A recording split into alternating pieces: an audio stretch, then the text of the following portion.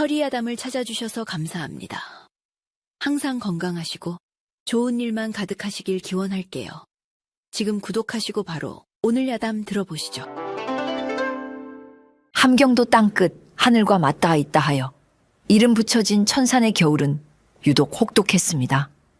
살을 내는 칼바람이 쉴 새 없이 몰아치고 무릎까지 차오르는 눈은 산짐승들의 발자국마저 순식간에 지워버리는 곳이었습니다. 그 하얀 지옥과도 같은 설산의 중턱, 어린 소녀 하나가 피투성이가 된 발을 이끌고 비틀거리며 산을 오르고 있었습니다. 소녀의 이름은 연희. 얇은 비단옷은 이미 찢겨나 있었고 집신은 벗겨져 맨발이 눈밭에 닿을 때마다 붉은 핏물이 배어나왔습니다. 연희의 입에서 터져나오는 하얀 입김이 거칠었습니다. 그녀는 뒤를 돌아볼 엄두조차 내지 못했습니다. 등 뒤에서 들려오는 사각 사각 하는 소리. 그것은 눈 밟는 소리가 아니라 저승사자가 다가오는 발자국 소리였기 때문입니다. 연희의 뒤를 쫓는 것은 검은 무복을 입고 복면을 쓴 10명의 사내들이었습니다. 그들은 무림의 사파를 지배하는 혈마가 키운 최정의 살수 집단, 흑풍대의 조장들이었습니다.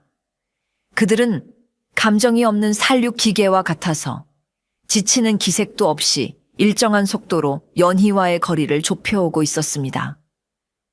잡아라. 놈들의 씨를 말려야 한다. 선두에 선 살수가 낮게 으르렁거렸습니다. 연희는 공포에 질려 눈물이 핑 돌았지만 등에 맨 보따리를 더욱 꽉 움켜 쥐었습니다. 그것은 가문이 멸문지화를 당하면서 아버지가 목숨과 바꿔 지켜내라 당부하신 가문의 비급이었습니다. 여기서 잡히면 안 돼. 아버지, 어머니. 연희는 젖 먹던 힘을 다해 눈 덮인 언덕을 기어 올랐습니다. 언덕 너머에 낡고 허름한 오두막 한 채가 보였습니다. 굴뚝에서는 희미한 연기가 피어오르고 있었습니다. 사람이다. 연희는 희망을 품고 오두막을 향해 달렸습니다. 오두막 앞마당에는 허리가 굽은 노인 하나가 빗자루로 눈을 쓸고 있었습니다. 낡은 무명옷을 입고 앙상한 손으로 빗자루질을 하는 모습은 영락없는 힘없는 촐로였습니다. 연희는 노인의 다리에 매달리며 울부짖었습니다. 할아버지, 살려주세요. 저 사람들이 저를 죽이려 해요. 노인은 빗자루질을 멈추고 천천히 허리를 폈습니다. 깊게 패인 주름과 흐릿한 눈동자, 그는 무심한 표정으로 연희를 내려다보았습니다. 여기는 산 사람의 발길이 닿을 곳이 아니다. 돌아가거라. 노인의 목소리는 건조했습니다. 그때 뒤따라온 살수들이 마당으로 들이닥쳤습니다. 10명의 살수들이 뿜어내는 살기가 마당을 가득 채웠습니다. 대장격인 살수가 피 묻은 칼을 들어 노인을 겨누었습니다. 비켜라 늙은이. 명줄 재촉하기 싫으면. 살수는 노인을 벌레 보듯 했습니다. 핏덩이 같은 소녀 하나를 잡으러 왔다가 웬 늙은이가 방해를 하니 귀찮을 따름이었지요. 하지만 노인은 물러서지 않았습니다. 그는 다시 빗자루를 들고 무심하게 눈을 쓸기 시작했습니다. 눈이 많이 왔구먼. 손님이 올 날씨가 아닌데. 노인의 태도에 살수는 자존심이 상했습니다. 천하를 호령하는 흑풍대 조장인 자신을 무시하다니 살수의 눈에 핏발이 섰습니다. 죽고 싶어 환장했구나. 계집과 함께 저승길 동무나 되어라. 살수가 벼락같이 달려들며 노인의 목을 향해 검을 휘둘렀습니다. 그 속도는 눈으로 쫓을 수 없을 만큼 빨랐습니다. 연희는 비명을 지르며 눈을 질끈 감았습니다. 노인의 목이 바닥에 뒹굴 것이라 생각했습니다. 그러나 베어진 것은 노인의 목이 아니었습니다. 다! 둔탁하면서도 경쾌한 파여름이 눈보라를 갈랐습니다. 연희가 살며시 눈을 떴을 때 믿을 수 없는 광경이 펼쳐져 있었습니다. 노인은 여전히 그 자리에 서 있었고 그의 손에는 빗자루 대신 마당 구석에 굴러다니던 썩은 나뭇가지 하나가 들려 있었습니다. 그리고 노인의 목을 베려던 살수의 대장은 목을 감싸 쥔 채 피를 뿜으며 바닥에 무릎을 꿇고 있었습니다. 그의 목에는 가느다란 붉은 선이 그어져 있었습니다. 나뭇가지에 베인 상처였습니다. 어떻게 나뭇가지로? 살수는 말을 잇지 못하고 눈밭에 쓰러졌습니다. 남은 9명의 살수들이 경악하여 뒷걸음질 쳤습니다. 그들은 보았습니다. 칼이 노인의 목에 닿기 직전 노인이 발로 툭 차올린 나뭇가지를 낚아채어 보이지 않는 속도로 휘두른 것을. 검기를 머금은 나뭇가지는 명검보다 더 예리했습니다. 이 늙은이가. 남은 살수들이 일제히 덤벼들었습니다.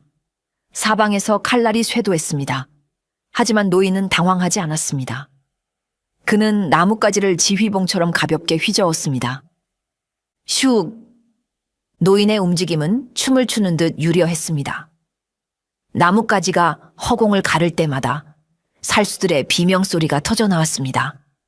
누구는 손목이 부러졌고 누구는 미간이 뚫렸으며 누구는 심장이 찔렸습니다. 썩은 나뭇가지 하나가 강철검을 든 10명의 고수들을 농락하고 있었습니다. 순식간이었습니다.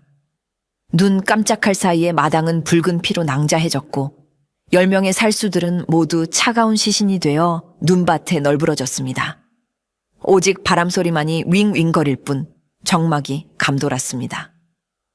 노인은 피 묻은 나뭇가지를 툭 던져버리고는 다시 빗자루를 집어들었습니다. 그리고는 아무 일도 없었다는 듯 시체들 사이로 묵묵히 눈을 쓸기 시작했습니다. 눈이 더럽혀졌구먼. 쓸 일이 태산이야.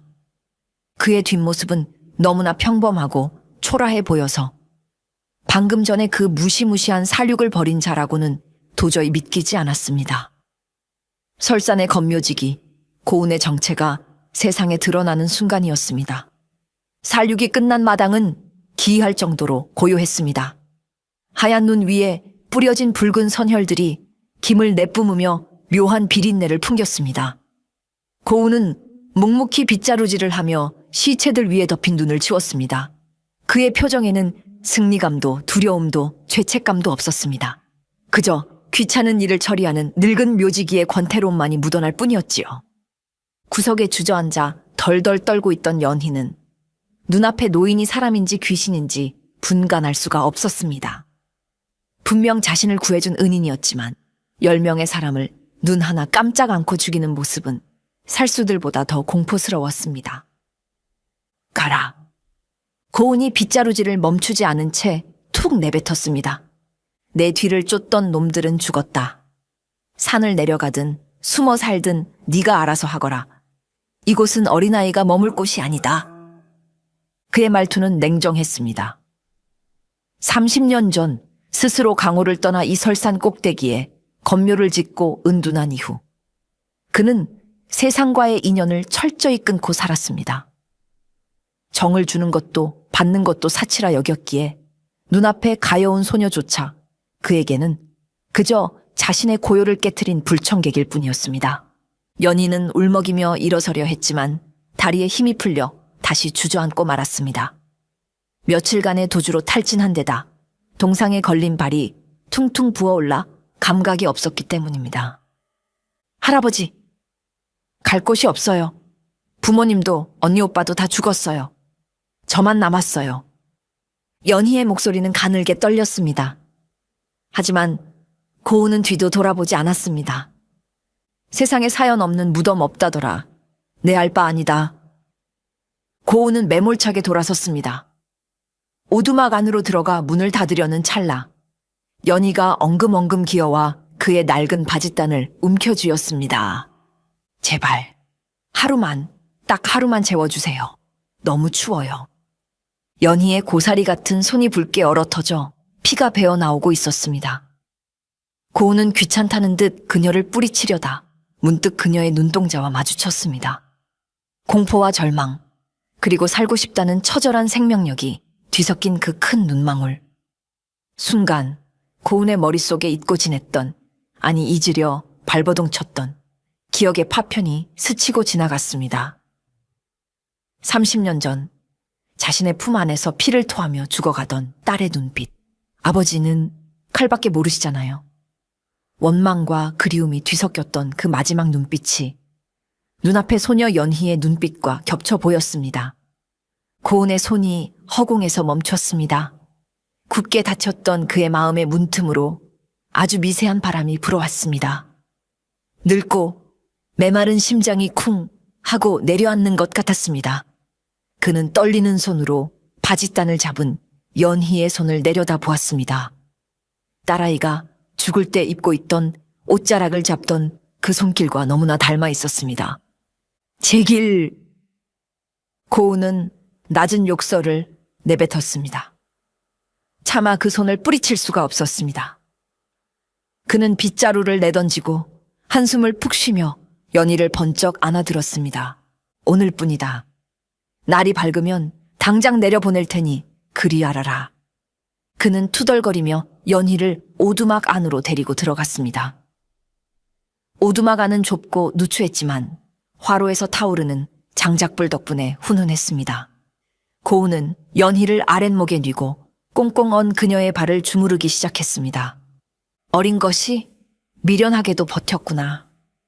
그는 찬장에 있던 독한 술을 꺼내 연희의 상처에 붓고 낡은 천을 찢어 동염해 주었습니다. 따가움에 연희가 신음했지만 고은의 손길은 의외로 투박하면서도 조심스러웠습니다. 연희는 따뜻한 온기에 긴장이 풀리며 서서히 의식을 잃어갔습니다. 흐릿해지는 시야 속에서 그녀는 무뚝뚝하게 자신의 발을 치료해주는 노인의 옆모습을 보았습니다. 차갑고 무서운 줄만 알았던 묘직이 할아버지의 등은 생각보다 넓고 따뜻해 보였습니다. 밖에는 여전히 눈보라가 몰아치고 있었지만 오두막 안은 세상과 단절된 작은 섬처럼 고요하고 평온했습니다. 초대받지 않은 손님과 세상 등진 묘지기의 기묘한 동거는 그렇게 눈보라치는 밤과 함께 시작되었습니다. 다음 날 아침 연희는 눈부신 햇살에 눈을 떴습니다. 낯선 천장이었지만 코끝에 스치는 묵은 나무 냄새와 약초 냄새가 묘하게 마음을 편안하게 해주었습니다. 몸을 일으키자 발목의 통증이 느껴졌지만 어제보다는 한결 나아져 있었습니다. 할아버지, 오두막 안에는 아무도 없었습니다. 연희는 조심스럽게 문을 열고 밖으로 나갔습니다. 그리고 눈앞에 펼쳐진 광경에 입을 다물지 못했습니다. 오두막 뒤편, 완만한 언덕배기를 따라 수천, 아니 수만 자루의 칼들이 눈밭에 꽂혀 있었습니다. 녹슬어 붉게 변한 칼, 부러져 반만 남은 칼, 이가 다 빠진 칼. 각양각색의 낡은 칼들이 마치 비석처럼 끝없이 늘어서 있는 모습은 기괴하면서도 엄숙한 장관을 이루고 있었습니다. 그곳은 말 그대로 검묘 칼들의 무덤이었습니다. 고은은 그 수많은 칼들 사이에서 무릎을 꿇고 앉아 있었습니다. 그의 앞에는 어제 죽은 10명의 살수들이 쓰러져 있던 자리에서 수습한 10자루의 칼이 놓여 있었습니다. 그는 헝겊으로 칼에 묻은 피와 기름을 정성스럽게 닦아내고 있었습니다. 살인을 저지른 흉기를 닦는 손길이라고는 믿기지 않을 만큼 경건하고 섬세했습니다. 연희는 숨을 죽이고 그에게 다가갔습니다. 인기척을 느낀 고은이 고개를 돌리지 않은 채 말했습니다. 깼느냐? 네. 할아버지, 여기서 뭐 하세요? 보면 모르느냐? 칼을 묻어주고 있다. 고은은 다 닦은 칼 한 자루를 집어들고 땅을 파서 그 자루를 깊숙이 꽂아 넣었습니다. 그리고는 흙을 덮고 눈을 다독였습니다. 마치 사람을 매장하듯 정중한 의식이었습니다. 왜? 칼을 묻어주나요? 저 칼들은 나쁜 사람들이 쓰던 거잖아요. 연희의 순진한 물음에 고은은 씁쓸한 미소를 지으며 하늘을 올려다보았습니다. 칼에는 죄가 없다. 죄는 그 칼을 쥐고 휘두른 사람에게 있는 것이지. 이 칼들도 처음 대장간에서 나올 때는 누군가를 지키거나 나라를 구하겠다는 주인의 올곧은 마음을 담고 있었을 게다. 허나 주인의 욕망에 휘둘려 피를 마시고 결국엔 이렇게 주인과 함께 버려지는 신세가 된 것이지. 고은은 꽂힌 칼자루를 쓰다듬었습니다. 나는 30년 전 내 손에 죽어간 수많은 무리민들의 넋을 기리기 위해 이곳에 들어왔다. 그들이 남긴 칼을 거두어 닦고 이곳에 묻어줌으로써 그들의 원한을 조금이나마 씻어주고자 합니다. 칼은 사람을 죽이지만 흙은 칼을 품어주니까. 녹슬어 흙으로 돌아가면 그 업보도 사라지겠지. 연희는 노인의 말을 다 이해할 수는 없었지만 그가 짊어지고 있는 무게가 얼마나 무거운지는 느낄 수 있었습니다. 눈앞에 수만 자루의 칼들이 모두 그가 젊은 시절 꺾거나 혹은 그를 찾아와 죽어간 도전자들의 유품이라는 사실을 어린 소녀는 알지 못했습니다. 너를 쫓던 놈들의 칼도 이제 이곳의 식구가 되었다. 죽은 자는 말이 없고 산 자는 살아야지. 고우는 자리에서 일어났습니다. 밥이나 먹자. 네가 가져온 그 짐짝이나 잘 챙겨라. 그게 널 살리기도 하고 죽이기도 할 테니. 연희는 고운의 뒤를 따라 오두막으로 향했습니다. 칼 무덤 사이로 불어오는 바람소리가 마치 수많은 영혼들의 웅성거림처럼 들려왔습니다. 검신이라 불렸던 사내가 칼을 버리고 칼을 묻는 묘지기가 된 사연. 그 깊은 회한의 역사가 설산의 눈 속에 차곡차곡 쌓여가고 있었습니다. 한편 천산 아래 마을 객주에 머물고 있던 혈마는 초조하게 부하들을 기다리고 있었습니다. 어제 보낸 흑풍대 선발대 1조가 돌아올 시간이 지났는데도 감감무소식이었기 때문입니다. 어찌된 일이냐? 아직도 소식이 없느냐? 혈마가 찻잔을 신경질적으로 내려놓으며 물었습니다. 그의 붉은 머리카락과 핏기 없는 창백한 얼굴은 보는 이로 하여금 본능적인 공포를 느끼게 했습니다.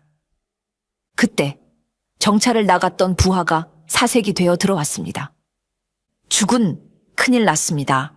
산 중턱 오두막 근처에서 선발대 전원의 시신이 발견되었습니다. 뭐라, 전멸했다고?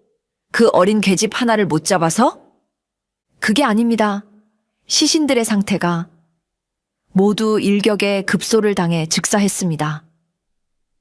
칼자국은 없는데 마치 예리한 검기에 베인 듯한 상처였습니다. 혈마의 눈썹이 꿈틀했습니다. 검기라니. 이 변방의 설산에 흑풍대 조장급 고수 10명을 순식간에, 그것도 검기만으로 제압할 수 있는 자가 있단 말인가. 혈마는 자리에서 벌떡 일어났습니다. 그의 뇌리에 한 사람의 이름이 스치고 지나갔습니다. 30년 전 강호에서 종적을 감춘 자신의 스승이자 자신이 평생을 넘어서고 싶어 했던 유일한 벽, 고운 그 늙은이가 살아있었단 말인가. 혈마의 입가에 비릿한 미소가 번졌습니다. 그는 그동안 고운이 죽었다고 생각했습니다. 하지만 이렇게 살아있다니. 그것도 자신이 쫓는 비급을 가진 소녀와 함께 있다니. 이것은 하늘이 준 기회였습니다. 비급을 손에 넣고 동시에 스승을 죽여 자신이 진정한 천하제일임을 증명할 기회. 재밌구나. 아주 재밌어. 혈마는 즉시 명령을 내렸습니다.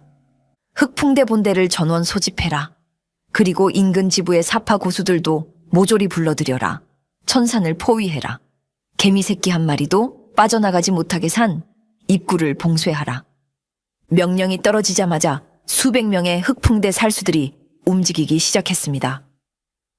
검은 옷을 입은 그들은 마치 굶주린 메뚜기 떼처럼 설산을 향해 몰려들었습니다. 산 입구에는 바리케이드가 쳐졌고 숲속 곳곳에는 매복조가 배치되었습니다. 고요하던 설산에 전운이 감돌기 시작했습니다. 하늘에는 먹구름이 몰려와 더욱 짙은 눈보라를 예고하고 있었습니다. 고운과 연희는 이제 도간에 든 쥐가 되었습니다. 30년 전의 악연이 피할 수 없는 폭풍이 되어 그들의 작은 오두막을 향해 다가오고 있었습니다. 흑풍대의 포위망은 빠르게 좁혀졌습니다.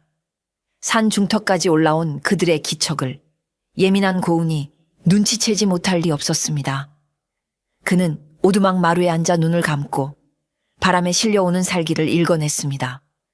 쯧쯧, 쥐새끼들이 때로 몰려오는구나. 조용히 살고 싶었거늘. 고운은 혀를 찼습니다. 옆에서 콩을 고르던 연희가 불안한 눈빛으로 그를 쳐다보았습니다. 할아버지, 무슨 일이에요? 손님들이 온다. 아주 고약한 손님들이지. 고우는 자리에서 일어났습니다. 그는 오두막 밖으로 나와 산 아래쪽을 향해 섰습니다. 눈보라가 그의 백발과 낡은 옷자락을 휘날렸습니다. 수백 명의 살수들이 뿜어내는 흉흉한 기운이 산을 타고 올라오고 있었습니다. 고우는 숨을 깊게 들이마셨습니다. 단전에 모아둔 내공을 끌어올려 목소리에 실었습니다. 이곳은 죽은 자들의 쉼터다. 산 사람은 돌아가라. 그의 목소리는 크지 않았습니다. 고함을 지른 것도 아니었습니다. 하지만 그 목소리는 마치 천둥소리처럼 산 전체를 울리며 퍼져나갔습니다. 전음이었습니다. 산을 오르던 흑풍대 살수들은 귓가에 바로 대고 말하는 듯한 쩌렁쩌렁한 목소리에 기겁하여 멈춰 섰습니다. 말소리에 담긴 내공의 깊이는 그들의 상상을 초월했습니다. 심약한 자들은 그 자리에서 고막이 터질 듯한 고통을 느끼며 주저앉았습니다. 쿵! 고운의 목소리가 산봉우리의 눈을 건드렸습니다.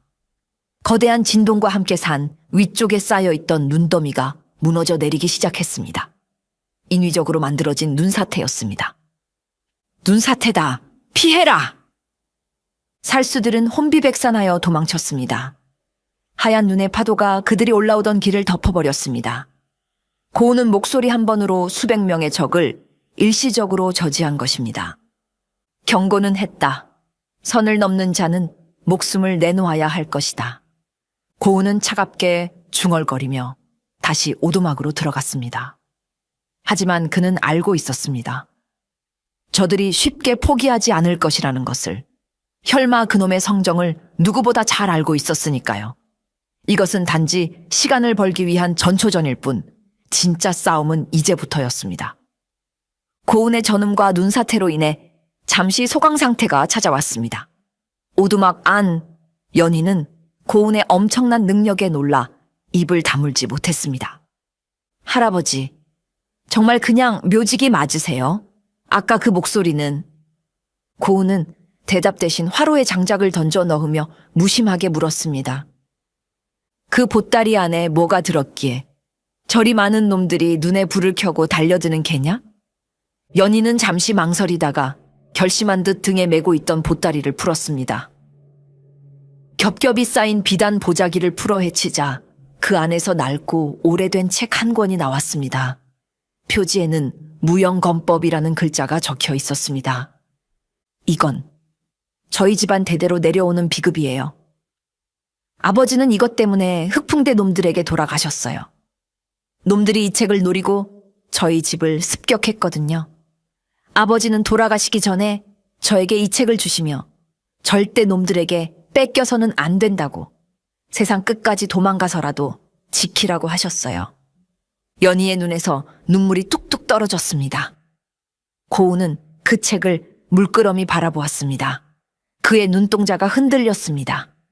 무영검법, 내가 지은 이름이 아니더냐?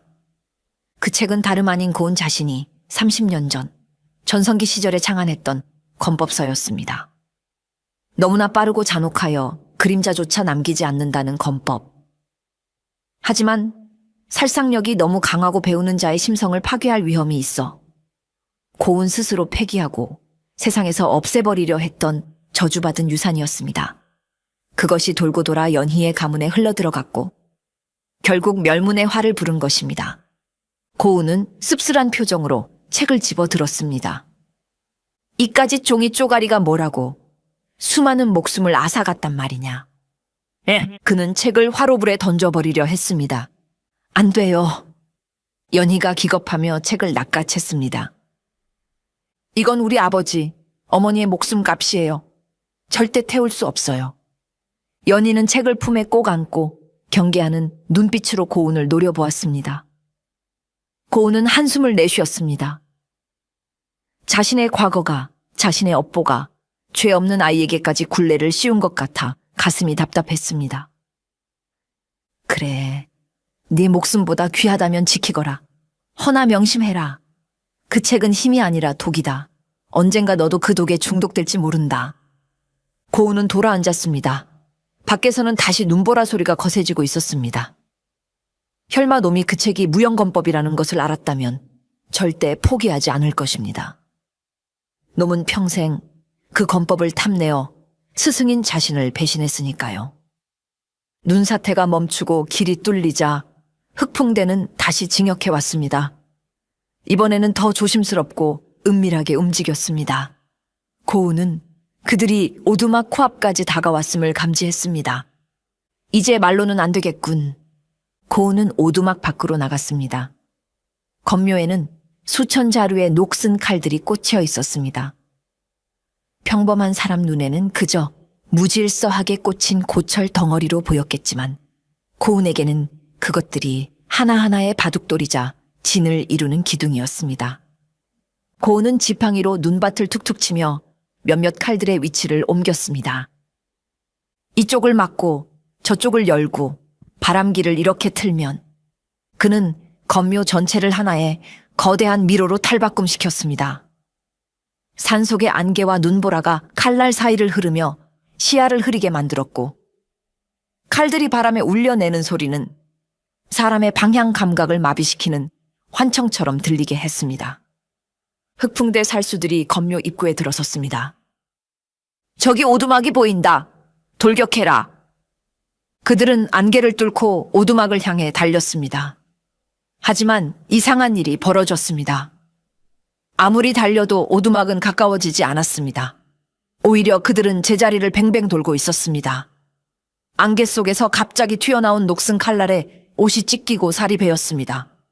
으악! 여기 칼이 있다. 어디냐? 저기다.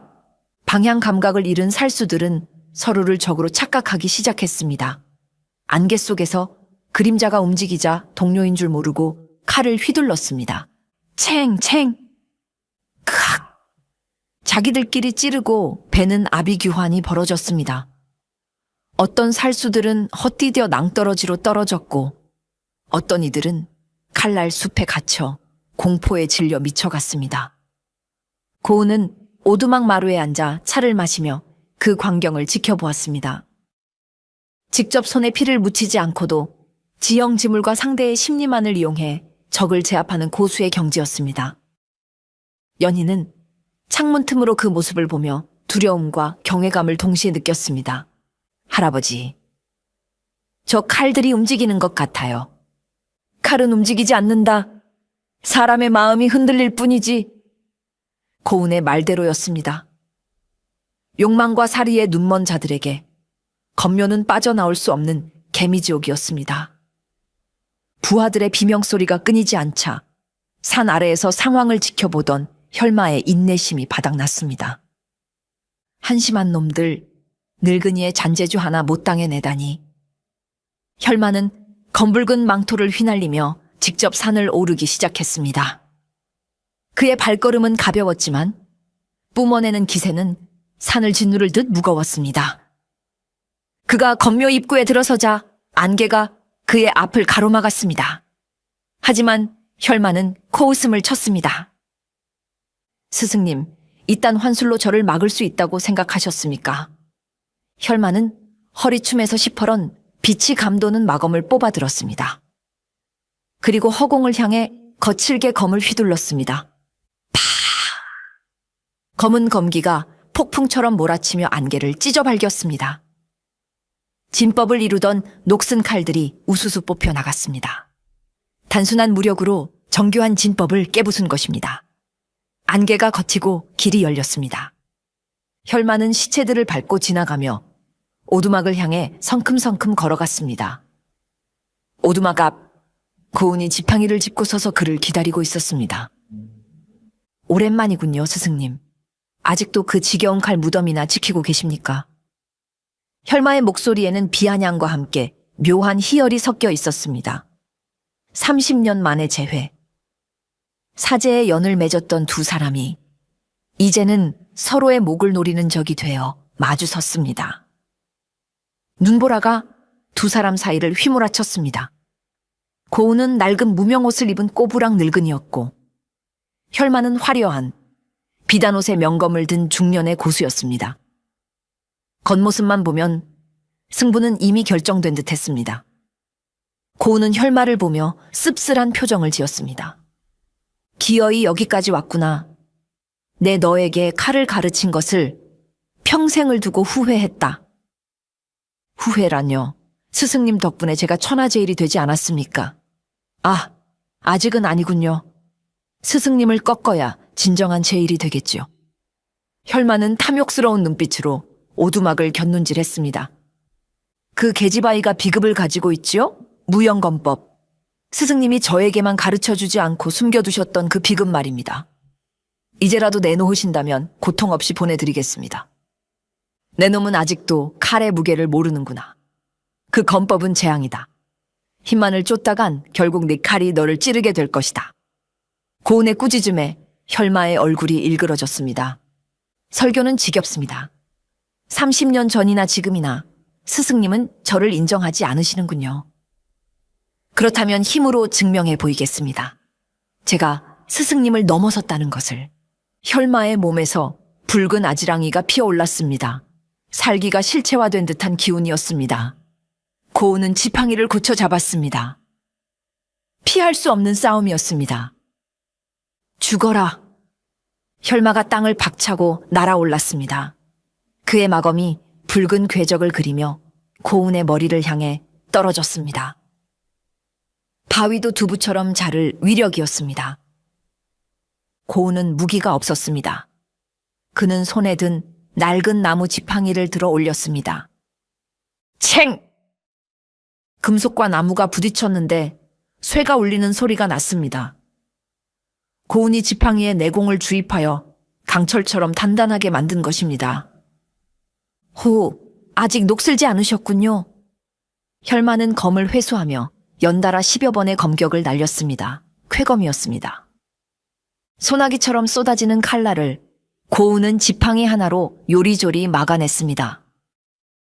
최소한의 움직임으로 상대의 공격을 흘려보내는 노련함의 극치였습니다.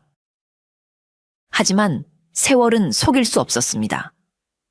고운의 내공은 깊었지만 육체는 이미 노쇠해 있었습니다. 혈마의 젊고 파괴적인 힘이 지팡이를 타고 전해질 때마다 고운의 손목과 어깨에는 무리가 갔습니다. 콰직! 혈마의 강한 일격에 고운의 지팡이가 금이 가며 반으로 부러졌습니다. 이제 끝입니다! 혈마가 빈틈을 노리고 찌르기를 들어왔습니다. 고운은 황급히 몸을 비틀었지만 칼끝이 그의 옆구리를 스치고 지나갔습니다. 윽! 고운의 입가에 붉은 피가 흘러내렸습니다. 하얀 눈밭에 붉은 핏방울이 떨어졌습니다. 첫 번째 대결은 혈마의 우세였습니다. 고운이 주춤하며 뒤로 물러나자 혈마는 승기를 잡았다고 확신했습니다. 스승님, 이제 늙으셨습니다. 더 이상 저를 막을 수 없습니다. 혈마는 비릿한 웃음을 지으며 고운을 몰아붙였습니다. 고운은 맨손으로 혈마의 검을 상대하느라 숨이 턱 끝까지 차올랐습니다. 그때 오두막 문이 열리고 연희가 뛰쳐나왔습니다. 할아버지! 연희는 고운이 피를 흘리는 모습을 보고 놀라 소리쳤습니다. 혈마의 눈이 번뜩였습니다. 저 계집이군. 혈마는 고운을 공격하는 척하다가 방향을 틀어 연희를 향해 암기를 날렸습니다. 비겁한 수법이었지만 승리를 위해서는 수단 방법을 가리지 않는 혈마다운 짓이었습니다. 안 돼! 고운은 생각할 겨를도 없이 몸을 날렸습니다. 그는 연희를 품에 감싸 안으며 등으로 독침을 받아냈습니다. 푹, 푹. 3개의 독침이 고운의 등에 깊숙이 박혔습니다. 고운은 비틀거렸습니다. 독이 순식간에 퍼져나가며 다리에 힘이 풀렸습니다. 할아버지! 할아버지! 연희가 울부짖었습니다. 혈마는 킬킬거렸습니다. 하하하, 늙은이가 제자의 손에 죽는 꼴이라니. 이제 비급을 내놓으시지. 고운은 흐려지는 의식을 붙잡았습니다. 이대로는 둘 다 죽는다. 그는 마지막 남은 내공을 끌어올렸습니다. 연희야, 꽉 잡아라. 고은은 연희를 아는 채 혈마가 아닌 오두막 뒤편을 향해 뛰었습니다. 그곳은 천길, 낭떠러지, 바닥이 보이지 않는 깊은 절벽이었습니다. 어딜 도망가려고? 혈마가 뒤쫓았지만 고은은 망설임 없이 절벽 아래로 몸을 던졌습니다. 미친! 혈마는 절벽 끝에서 멈춰 섰습니다. 하얀 안개 속으로 사라지는 두 사람의 모습이 보였습니다. 저 높이라면 살아남을 리가 없었습니다. 스스로 무덤을 찾아갔군. 혈마는 혀를 찼습니다. 하지만 비급을 확인해야 했습니다. 여봐라, 절벽 아래를 수색해라. 시체라도 찾아내서 비급을 가져와라. 고은과 연희는 절벽 아래로 떨어졌지만 바닥에 닿지는 않았습니다. 절벽 중간, 툭 튀어나온 늙은 소나무 가지에 걸린 덕분이었습니다. 그리고 그 소나무 뒤편에는 덩굴로 가려진 작은 얼음 동굴이 있었습니다. 고은이 은둔 생활을 하며 미리 봐두었던 비상 은신처였습니다. 두 사람은 동굴 안으로 굴러 들어갔습니다. 고은은 도끼 때문에 온몸이 검게 변해 있었고 숨이 넘어갈 듯 헐떡거렸습니다. 할아버지, 정신 차리세요. 나는 틀렸다. 너라도 살아라. 고은은 연희를 밀어내려 했습니다. 하지만 연희는 포기하지 않았습니다. 그녀는 품에서 작은 단검을 꺼내 자신의 손가락을 베었습니다. 드세요. 제 피를 드세요. 연희의 가문은 대대로 독의 내성이 있는 특이 체질을 타고났습니다. 그녀의 피는 해독제 역할을 할 수 있었습니다. 연희는 울면서 피 묻은 손가락을 고은의 입에 물렸습니다. 비릿한 피맛과 함께 타는 듯하던 고은의 몸속 열기가 조금씩 가라앉기 시작했습니다. 소녀의 간절한 효심과 생명력이 죽어가던 늙은 검신의 육체를 다시 깨운 것입니다. 고은은 눈을 떴습니다. 눈앞에서 울고 있는 연희의 얼굴이 30년 전 죽은 딸의 얼굴과 겹쳐 보였습니다. 아직 죽을 때가 아니다. 이 아이를 지키기 전까진 저승사자도 나를 데려갈 수 없다. 고은의 눈빛이 다시 타오르기 시작했습니다. 고은은 비틀거리며 일어났습니다. 아직 독이 완전히 빠지지는 않았지만 움직일 수는 있었습니다. 그는 동굴 가장 깊숙한 곳, 얼음벽으로 막혀 있는 곳으로 향했습니다. 그는 주먹으로 얼음벽을 깨부수었습니다. 그러자 그 안에 꽂혀 있는 한 자루의 검이 드러났습니다. 30년 전 그가 강호를 떠나며 스스로 봉인했던 그의 애검, 백운검이었습니다. 검은 녹이 슬고 이가 빠져 볼품없어 보였습니다. 하지만 고은이 검자루를 잡는 순간 웅! 검이 마치 주인을 알아본 듯 낮은 울음소리를 내며 진동했습니다. 녹슨 검신에서 서늘하고 푸른 빛이 뿜어져 나왔습니다. 오랜만이구나, 친구여. 다시 한번 피를 마셔야겠다. 고은은 검을 뽑아 들었습니다. 늙고 초라했던 노인의 모습은 사라지고 그 자리에는 천하를 호령하던 검신이 서 있었습니다. 그 시각 혈마는 고은의 오두막을 불태우고 있었습니다. 나오지 않으면 산 전체를 태워버리겠다. 화염이 치솟고 흑풍대 살수들이 승리의 환호를 지르고 있을 때였습니다. 절벽 쪽에서 강한 바람이 불어와 불길을 억눌렀습니다. 눈보라 속에서 희미한 그림자가 걸어오고 있었습니다. 백발을 휘날리며 낡은 검을 질질 끌고 오는 노인. 죽은 줄 알았던 망령이 돌아왔군. 혈마가 비웃었습니다. 하지만 살수들은 웃지 못했습니다. 노인에게서 뿜어져 나오는 기세가 아까와는 차원이 달랐기 때문입니다. 그것은 죽음 그 자체였습니다. 내 집을 태웠느냐? 대가를 치러야 할 것이다. 고은의 목소리는 차갑게 가라앉아 있었습니다. 죽여라! 이번엔 확실히 숨통을 끊어라. 혈마의 명령에 흑풍대 100명이 고은을 향해 벌떼처럼 달려들었습니다. 고은은 천천히 검을 들어 올렸습니다. 설상언법 제1식 낙화. 고은이 검을 한번 휘둘렀습니다. 단순한 일격처럼 보였지만 허공에 수십, 수백 개의 검기가 꽃잎처럼 피어났습니다. 슈크! 아름답고도 잔혹한 춤이었습니다. 달려들던 살수들이 비명도 지르지 못하고 픽픽 쓰러졌습니다. 그들의 몸에는 꽃잎 모양의 베인 상처가 남아 있었습니다. 고은은 걸음을 멈추지 않고 앞으로 나아갔습니다. 검을 휘두를 때마다 10여 명의 살수가 나가 떨어졌습니다.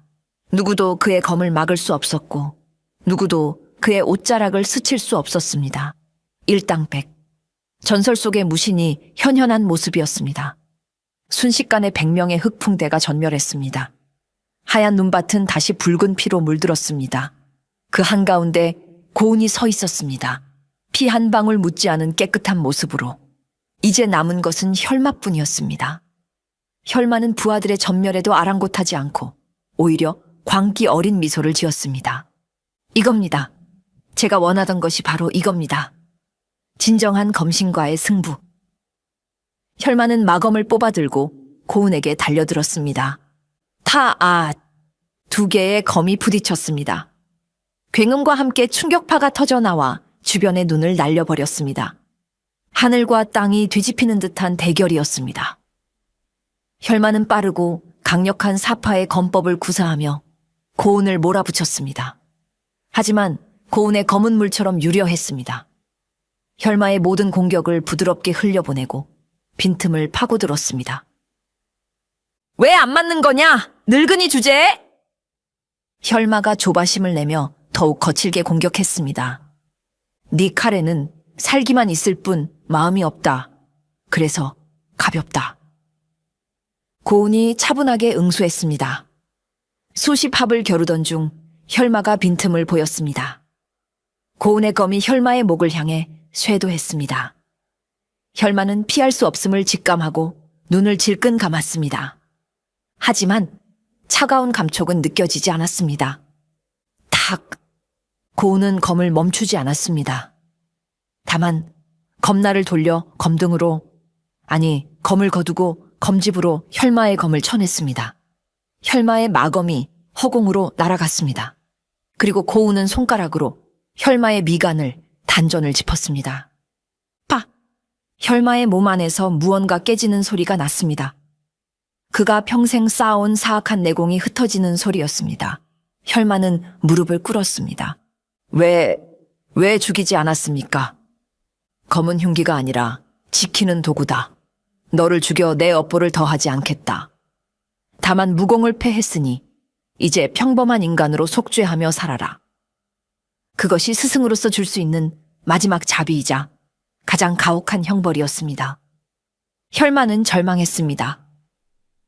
무공을 잃은 자신은 아무것도 아니었습니다.